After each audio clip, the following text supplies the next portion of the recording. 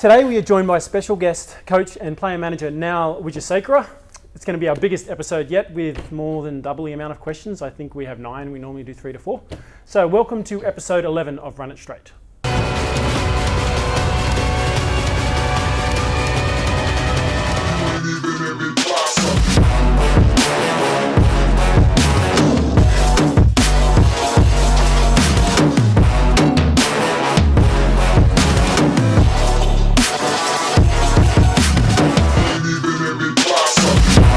Welcome to episode. That's crap. Why is it not working today, Nikki?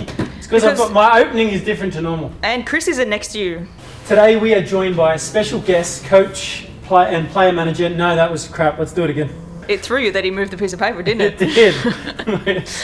So firstly, Nal, thank you for coming on. Pleasure. Just to give you guys a very quick background to Nal's footballing experience. I've got a lot of things written down here. Run through very quickly. He's coached SG Ball, Harold Matts at the Bulldogs, and then was it SG Ball at Saints? But SG Ball and Harold Matts at Bulldogs. Yep. And SG Ball at Saints. SG Ball at Saints. High performance coach at the Dragons, high performance coach and coaching director at the Dogs, development and recruitment manager at Penrith, president of the New South Wales CCC for 7 years, and he's now manages players. He coached me when I was very, very little. Coached and mentored me when I was like from 12 and 13, coaching at school and then at St John's. I don't remember what year that was. It was in the 90s, which is a long time ago. He was a lot younger and better looking then. I was just as good as I am right now. Anyway, thank you very much for coming on. Pleasure. Thanks for having me here. Very quick thing. Well, can I just say this? As a Joe, when it came to football, he had a great attitude. So one of the things that attracted me to that was his attitude, and I just guided him, and he put himself in places. So it wasn't ability because I didn't have any at all. No. But attitude. Attitude takes you a long, long place. Yeah, far places. It does. Let's get straight into the questions. So our first question comes in. It is anonymous from Instagram. Just wondering to ask Nal, I have turned 16 this June, and I was wondering what teams I can trial for in reps. The first thing I would say to all players and kids, and this includes girls and boys now too, is first thing is to make sure that you're not too caught up with trialling for age groups and all that. You're caught up with improving as a player and getting where you can improve, asking for feedback, whether through your coaches, mentors. Always ask for feedback. The process in Rugby League, the pathways in Rugby League is, I'll go to the boys' pathways, is when you're 15s, you go through a development stages, so 12s, developments, 13s, 14s, 15s. They're basically touching the water to get to know kids, who's who in the area, what skill sets they have, and teaching new skill sets. The actual competition, then elite competition, starts at Harold Matthews, and that's under 16. So every club runs a Harold Matthews. Every NRL club, as part of their registration, has to have a Harold Matthews and an SG Ball teams. So that's where you first get into an elite competition, where you play all the other districts. These trials usually happen in September. If you're finding that you're not getting selected in your own area or getting nominated, then ring around clubs and ask for when their trials are. Most clubs would have open day trials. Roosters, Norths, and George, they have open day trials. They're good clubs to go to. And obviously after that you play Harold Matthews, then you have SG Ball if you're good enough to progress into SG Ball, and then you go into Jersey Flag. So that's the Rugby League pathway, and after Jersey Flag is the NRL pathway. And so Harold Matts it's under 16s, but it's under 16s the actual year it's played, which is sort of February, March is when it sort of starts. So basically the right age group is the kids who are, this year they'd be playing under 15s. Yes. And so then they'll pick a squad of those under 15s. A lot of clubs will occasionally, if they pick 25 or 30 guys over the summer squad, they might pick 5 or 6 14-year-olds. If they're good. If they're physically ready. Yeah, if they're physically ready. So you might see a few guys from that sort of age group, but it will mainly be 15-year-olds, which obviously when it's the next year, that's Harold Matts, it's under 16s. And then once they've finished sort of like their rep duties, playing Harold Mats, they'll then go back to their junior club side and they'll play under 16s. Again, unless they're a year young. And there's some clubs now that join the country championships, the Laurie Dale and Harold Matthews, and they're the same age as Ball and Mats, 16s and 18s. So Penrith, Parramatta, St George, Illawarra, they send their good 15-year-olds and some 16-year-olds to play in that comp to prepare them for the following year. Is that a 16s and 18s mirroring so the Mats? It mirrors the country championships, mirrors the SG Ball and Flegg. How new is that? We had one of our strength coaches, Danny, he was doing some work with Parramatta with, I think he said it was with the Andrew Johns side. I wasn't even familiar with it. Is this the first year that they've done it? No, it's been running for 3-4 years maybe. Okay. So, and it's growing. It's growing a lot. And now that NRL clubs have, as part of the deal, is to partner up with country areas. Yeah. That'll even grow more because they'll have a lot of NRL resources put in there too now. Okay, cool. Hopefully that answers a lot of those questions. Next question comes in anonymously via Instagram. What would you say are the best training drills to do for a dummy half? Normally we like you to give a little bit more detail. Just makes it easier for us to sort of focus in on something because that's very general. Now, dummy half. Okay. One of the things I would say to you first is one of the things I always say to my dummy half when I coach: don't come to the ruck and put your head down and not know what you're going to do. Right. Okay. So before you go down and actually get into your dummy half position, make sure you know where that ball's going to go. Okay, and who should get it. Yep. Right? Don't make the decision while you're picking up the ball. Okay, and especially not at this stage in young people's career, because that's when a lot of mistakes come. Okay, and then you become very slow from dummy half. Things to do is practice a lot passing off the ground. A lot of coaches now want their dummy half to pass off the ground really quickly and make sure you're always passing in front. I'll give you a player that I manage at the moment from Parramatta, who I found. He's passing. Okay, it's always in front of the receiver, and he can spiral pass. So you've got to learn to do short pass, long pass, but you've got to put it in front of the person so they're always coming onto the ball.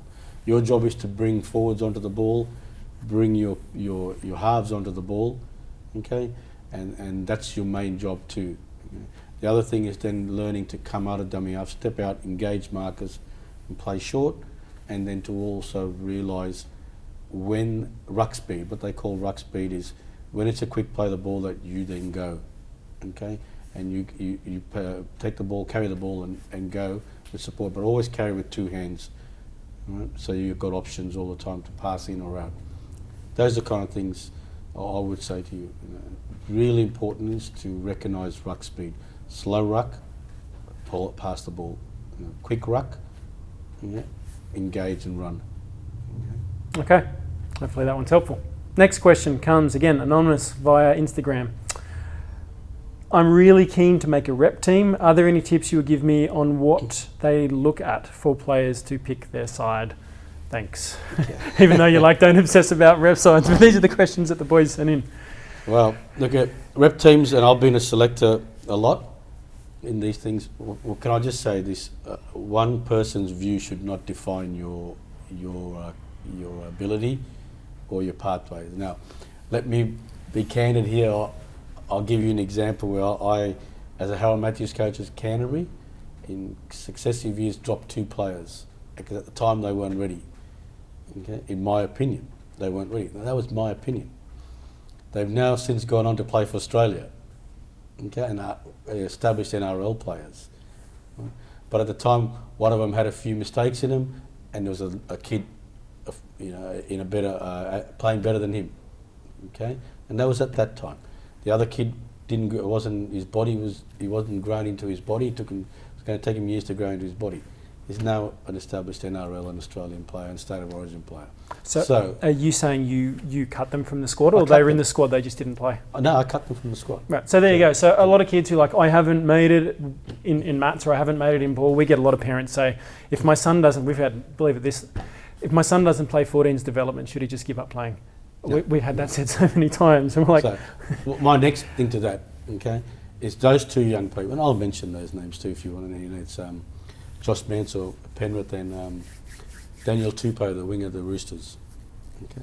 Luckily, they still talk to me, and they're part of our management group anyway. But what did they do? They didn't give up on their dreams. They took the setback as a way of learning, and they kept trying to improve themselves, and kept looking for feedback, and kept going. Their attitude at that time was greater than their ability, and I would say attitude should always be in front of ability, because that'll get you further and further. Okay, and they kept working. Okay, again, they did not take one person's decision, didn't define their career. Okay, remember that selection is an opinion.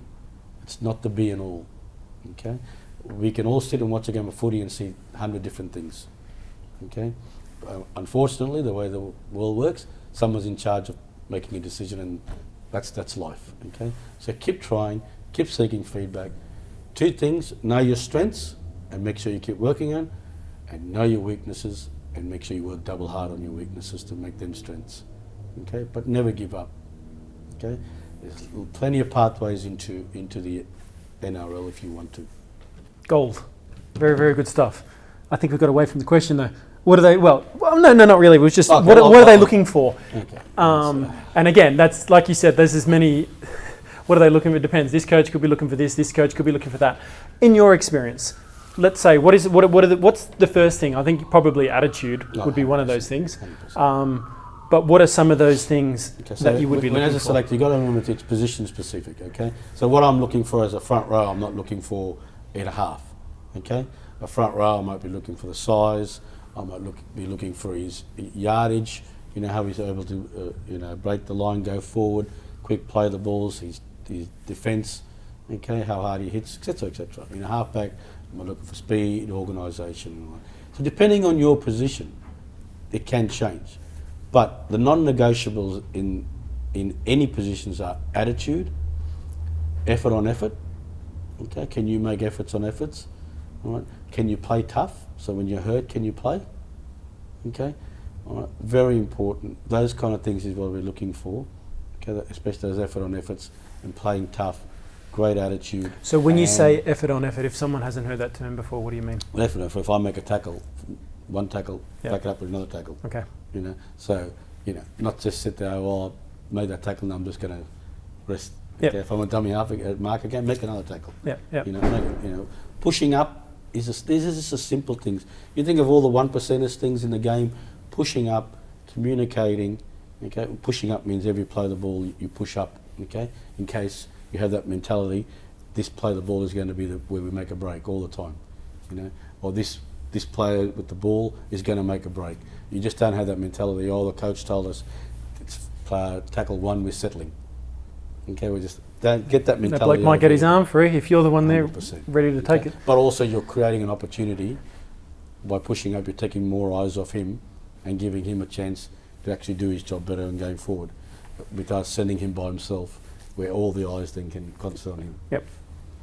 Yep. Okay. Brilliant. Hopefully that has answered some of that question. Next one, anonymous again via Instagram. No one wants us to know. Wants their name out there.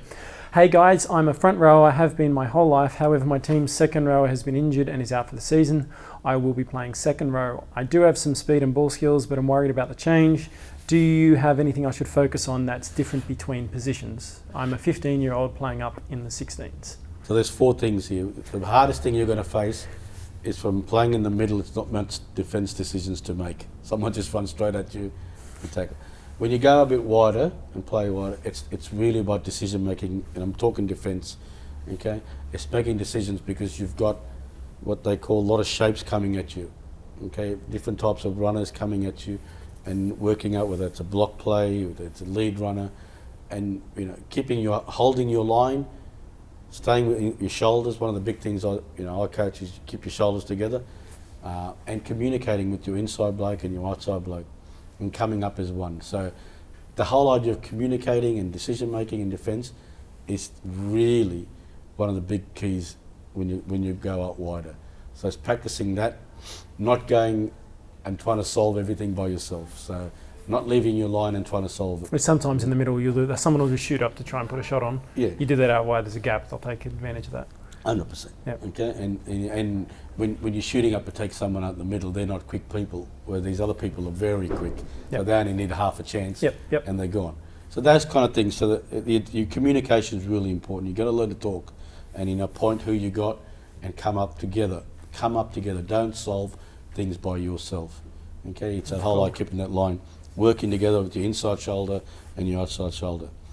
In attack, again, it's keep pushing up all the time, and learning to run those really good hard lines, those inside lines.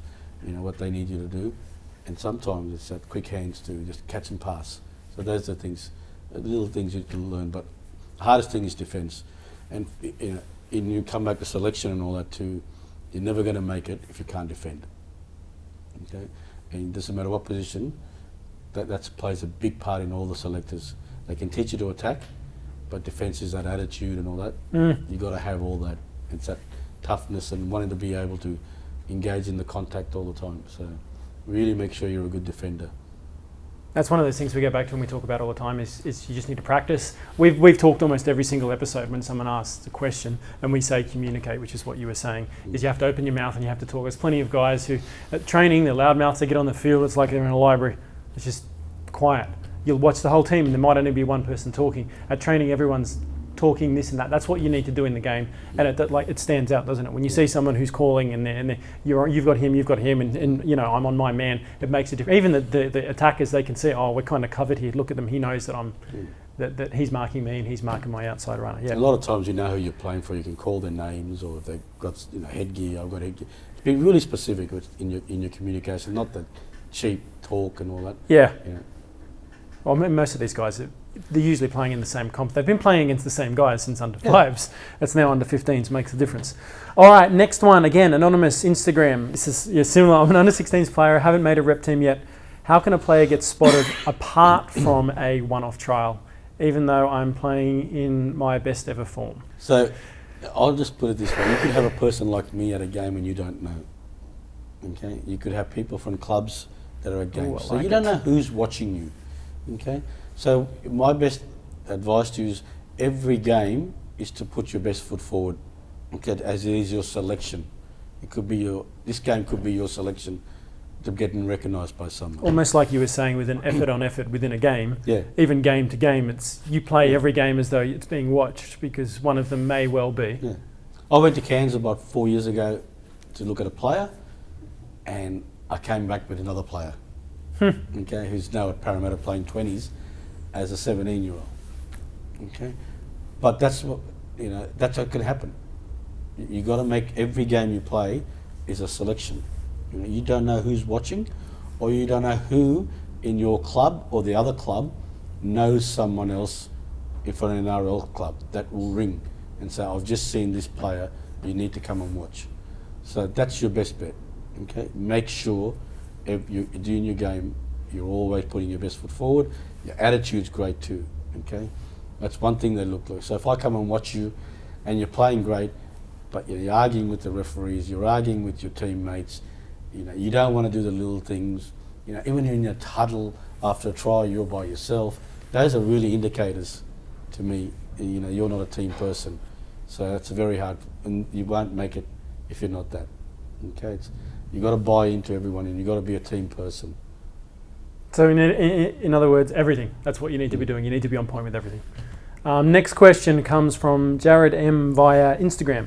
I play lock for my club, and sometimes I find myself without things to do on the field. What should I be doing? I find that harder. Lock seems to be... I played lock a fair bit when I was younger. It was my favourite position because you kind of get involved in everything, really. Do you want to have a go? Well, I don't know what level you're playing, but the first thing I would do is go talk to your coach and clarify your role. Have a role. What am I supposed to be doing on the field? What does this position entail? And then you might tell the coach, also, I would like to do this too as my skill set. What is your skill sets too? Are you just a middle there to just take the ball forward too and make the yardage as part of the middle, or have you got a passing game? And if you don't, I'd advise you to work on that. But I think you need your role clarified. If you're getting lost, then you don't have a specific role. Okay, and I ask the coach, that's their job. Okay, as coaches, that's their job to give you a role, explain the role you play in that team and what you need to be doing every game. So you need to have 3 or 4 things, defence and attack, okay, that is your non-negotiables in a game. Okay, and you do that every day. And that will mean you play an 8 out of 10 game every week. And then once in a while the game opens up and you have an extraordinary game. That's fine, okay? That's good. But the non-negotiables in your game, what am I supposed to do when we haven't got the ball? What am I supposed to do when we have the ball? And in what parts of the field too? Don't overload yourself. 3 or 4 things, that's it. Yeah, I remember watching an interview with Shane Webke, and he was talking about when he was coming through at Brisbane, and he was feeling a bit sort of lost and flustered, and Bennett said to him, he'd made it even simpler for him. He said, all I want you to do is 1 hit up every set and make 1 tackle. If you do those 2 things, you come off, regardless of what happens, I'll be happy enough with your effort as long as you do, and then you can build on that. I can give you a lot of tips, but I don't know what your skill set is. I don't know what your team is, whether you're supposed to just be a go-forward person, make yardage, or you have ability. You can link with your backs, play support short, everyone through the middle of the field. Yeah, non-negotiables, just keep pushing up, making your tackles, okay? Communicating on the inside. A lot of the times you have to work hard on the inside of defence when they're shifting, okay? Are you doing that all the time? Are you making sure that you're working hard on the inside and covering what they call or shutting the gate, whatever you want to call it, working hard so that they don't come back inside. They don't turn the ball back inside or run back inside. Okay, you close those holes. Okay? But it's just getting 3 or 4 non-negotiables that you can rate yourself every day and get your coach to rate you on that. Yeah, talk to your coach, talk to the trainers, like you said in one of the earlier questions. Anyone, even if you've got a parent or someone who watches your game and you've said, look, this is what the coach wants me to do, was I doing that? And whoever you know is going to give you some honest feedback, ask. And this is the same with, it seems to be the same with a lot of you young guys coming through, whether it's on the field or off the field. You don't actually talk about your game and what you think you need to improve on, and be open to that. Sometimes, because Chris and I, we usually try to get out and watch most of the boys that come in and are part of the elite program here. We get out and we watch those guys play, and then we come back with feedback. There's this and there's this and there's this and this that we want you to work on. Occasionally some of them are like, oh, I thought I was doing that. And I'm like, well, absolutely not. You weren't pushing up. That's the big thing, is a lot of them don't push up. But you've got to ask those people who know, who have watched your game, have watched you play enough games, know what you're supposed to be doing, know what you're not supposed to be doing, and they can give you that good honest feedback. You watch the elite players, and you'll be watching it on television. Anything that happens on the field, they'll be in the frame. And that's why they're good players. Well, the best one, we were just talking about this with a couple of the boys upstairs, was Mitchell Pearce. No, Tedesco. He's just like a disease. He's always there. You just can't get rid of him. And the amount of touches that you see that he has in a game, or that he's just there. There's a front row who doesn't quite get their arm free, or a back row, or the hooker goes for a run, and just coming through, like you'll see 5 or 6 times in a row, he'll come flying through, nothing. Then might be halfway through the second half, someone gets their arm through, boom, that's why I get so many line breaks, because he's there. If he's there 10 out of 10 times, 1 out of those 10, someone will get an arm free, and half of those times there'll be no one else around it and he's away. But he only makes that break because he's there all the time. So you have that mantra with you, I'm pushing up just in case. I'm pushing up just in case. And we've talked about this before, when some people say, well, what do I need to do training-wise? One of the first things I would say, look, it was a lock, was it not? We were talking about. Get fit enough so that you can do that. Because there's some players that we go and we watch, and they'll take a hit up, it might be a good run, and then, like you've said, it's not effort on effort. They're then dragging their feet, and it's like, oh, well, I had a good run. It's like, yeah, but there were 2 or 3 times there when a bloke ran up and he had 1 or 2 guys tackling him, and he was looking for an offload. Or the dummy half was waiting for someone to come steaming onto it, and you were back there, you had a run 2 or 3 tackles ago, and then you didn't push up.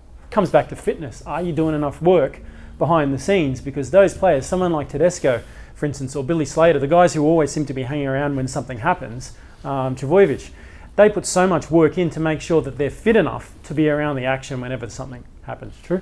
Yeah. Get someone to rate you. Like, don't get your parents, they'll be too biased. Someone you come on a game, here's your 3 or 4 non-negotiables. Get them to sort of tick it every time you're doing it. And every play of the ball, did you push up? Doesn't matter where you are. How many times did you make an effort on effort? 2 tackles in a row, or 2 hit-ups, or pushed up, whatever. Get someone to rate you. and do a stat for you. You see it and make it your goal. Keep making it your goal. Yep. Okay, a couple more. It comes from Josh on Instagram. What would you, as a selector, look for in a wing? Well, wings changed a lot. What I would look for years ago is changed a lot. These days, a winger is just as big as a forward these days. So that's, I don't know what your size is and your weight and all that, but these days your back five, not just your back three. When I talk back five, I'm talking wing, fullback, centres. Okay?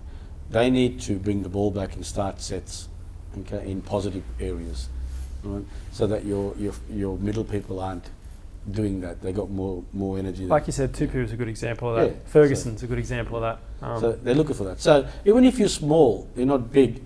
There's ways of counting that too. That you run. Some of these other ones would go straight at someone because they're big and try to run over them. You might be someone that scoots a lot better. He retired last year. He was one of the smallest swingers out there. Nightingale. Yeah. He had an awkward, but he made meters. Yeah. But that's what your job is to get the set off to a good start. So you might have to have more feet, better feet, like some swerve, side step, change your direction. It's just those things. So first of all, winger needs to be in that. You have to communicate to. You've got the hardest defensive position because there's no one outside you, okay? But you've also got some sideline that you can use in defence. You've got to communicate. What's coming. You can see what's coming. You've got to talk to your centres. Okay, who's got that? So communication is really important. You have to always push up. If a break's made, you should be there all the time. Okay, and when it's made on the other side of your field, you should be pushing up and then going across just in case.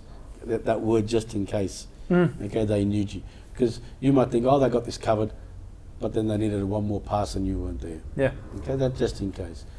You've got to be defensively sound because a lot of the tackles you make are one-on-one.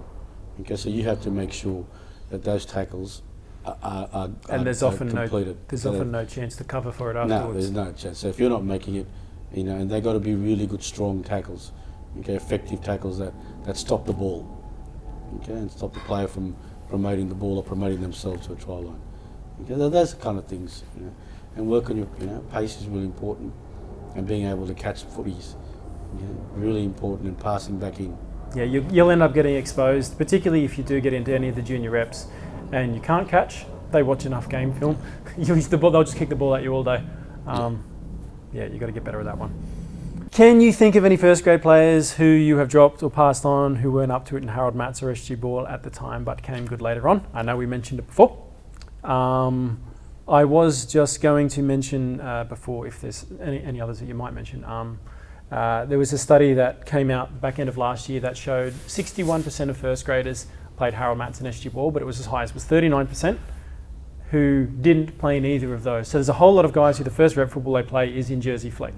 So while the sole focus of all of this is to make you the best footballer that you possibly can be, not necessarily to get you into first grade, I have something to say about that at the end, but don't give up just because in 14s or 15s, or even if you haven't quite made it in SG Ball. Okay, there's plenty of examples of guys. Now, again... So there's, the time naming names, there's a lot of our elite players, and some of them are mortals and will be mortals, didn't make their rep teams when they're coming through, okay? And, because of their size and things like that. But it's, again, you can't give up. If you really want something, and again, I'll preface this, if you're willing to work for it, and willing to have a great attitude, okay, and develop yourself, then it will come to you. If it's meant to be, it'll come to you. Okay, we have people now making debuts in NRL that are in their 20s, late mid-20s and all that. Okay, Cody Walker made his NRL debut at 25, 26, I think. Okay, but again, you have the talent, but it's the attitude that's important. How hard do you want to work? Because I can't emphasise this enough. The higher you go, the equalising of talent. Okay, you play in your club and you'll be the most talented player, and you can get away with shortcuts and doing this. The higher you go, the equal the talent. Okay, among the squad. It's the attitude, discipline, all those kind of things. And you know what? Separates. They're things that are in your control. You might be born with a certain amount of pace. You can get, within reason, you can get a little bit faster, but it is what it is. The thing that you can work on is you can work on your attitude, and you can continually work on your attitude and get that better. And that's what those top line players like Cooper Cronk or Billy Slater or Tedesco, the guys who, they do all those little extras. And it's not just every now and then. Like, we know a lot of you guys, and we talked about, last episode, we talked about the phone thing. And when some of you say, oh, I am working really, really hard, and I said, you're working as hard as you can. Absolutely. And I have a look at the phone, and you're averaging 5 hours a day on the phone. You're not working as hard as you can. If you show it to me and it says like 20 minutes or half an hour, yeah, maybe you are. But until you've exhausted all those other little bits and pieces, don't use that as an excuse. You can always work a lot harder. And when you see, if you're not sure what that looks like, we've mentioned this before, get books, read podcasts, read blogs, listen to podcasts, go on YouTube and find examples from other athletes who've done these things. A lot of you guys are into basketball. Go and look up as much stuff as you can on Kobe Bryant. That guy trained like 10 hours a day. And look at Michael Jordan. Didn't make his high school basketball team, and then goes on to be the best player that the game's ever seen. Kobe Bryant was similar. I think I was listening to a speech of his. You can find it. Have a Google on, have a look on YouTube. You'll find some stuff from Kobe Bryant recently. It was probably about 6 months ago. He went to a basketball camp, like under 12s, I want to say, something like that. It was a 6-week camp. The whole camp, they played games almost every single day. He didn't score a single goal. He was the worst kid by a long way. This is at the age of 12. He went home and he started training 6 hours a day as a 12-year-old. Next camp he went to, he was the best kid by a mile. 12 months later, it was the summer. You know, in America, they go away for summer camps for big periods of time because they have the whole summer off. And that's what one kid did over a 12-month. He went from being the worst kid at a camp of hundreds of kids to the best camp with hundreds of kids simply by work. If you read a little bit more about him, you'll find some amazing stories about his work ethic.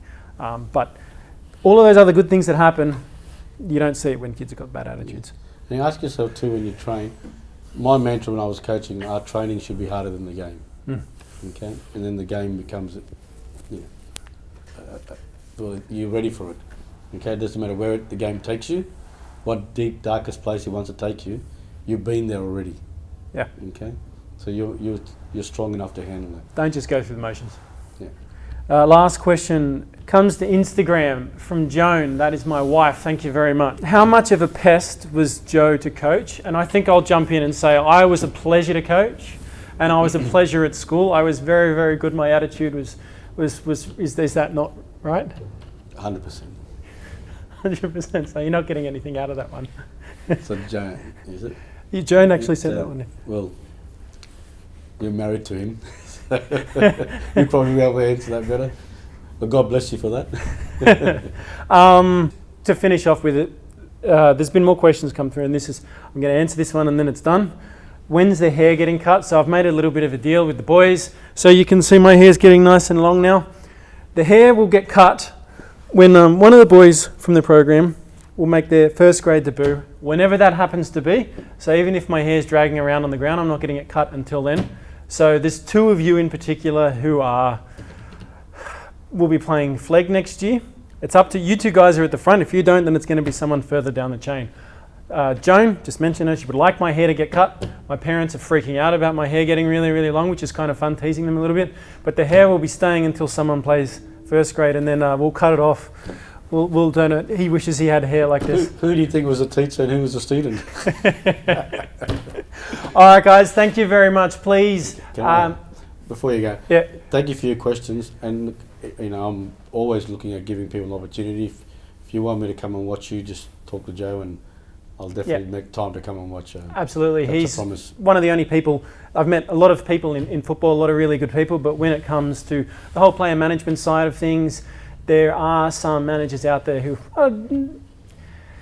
they sign up thousands of kids and they promise them the world and they're not actually that interested. Nal's come out and had a look at a couple of kids, and he's already said there's some things we can look at from a coaching point of view. If it's a middle forward, looking at this, if they're playing a bit wider, have a chat to them about working on this and this and this and this. And I mean, anyone who knows me and knows the program, that the reason we started this was to give kids the opportunity to be the best footballer that they could be, and that takes them wherever it takes them. But we're trying to help individual kids. And look, just if that's just enjoying your football, it's enjoying your football. With Nal, like I said, I've known him for a very long time. I trust him. He's in this for the right reasons, as are Chris and myself. So yeah, there is a few more boys who, and some of them I've mentioned that to them, that I would like you to come and watch, but they've got to do a few things for me beforehand. 100%. Please share us, Nikki. Tell me, what am I saying again? Like it, share it on Instagram, Facebook. And friends and family. Share Friends, family. Oh yeah, on YouTube. We are on YouTube. Please subscribe to that as well. Share with your coaches. Share with your coaches. We actually have had a few. I had a bit of a celebrity moment at one of the games. Someone came up and he's done 3 or 4 looks at me, and Jones like, either that guy likes you or he recognises you from Run It Straight. And he came over and he had a chat, and he'd been watching the show. He was a coach from one of the sides we were seeing the boys play. So that has actually come up. If you do see us, come and say hello, because that's really nice. It's encouraging. One of my passions is coaching, and junior league coaches especially, is to coach the right things. So again, if you're a coach and you want advice or you're looking for something, get to Joe and we'll pass on your contact. I'll contact you. Can I give every coach on this? I'm using this platform now. Yep. You are not coaching NRL. You're coaching kids. Enjoyment should be fun. Teaching should be second. Okay. So for all you coaches that continue just play a centre and back rowers on the same side for the whole of their time in junior league, don't do it. Swap them. Give everyone should be able to play on both sides of the fields. Okay. For all you coaches that play your halves on one side of the field, stop it. Let them play on both sides of the field. Let them connect and work together. You are limiting their potential by just playing that. My advice. Thank you. And thank you very much for coming today. My pleasure. Thank you for having me. We'll see you on the next episode. Cheers.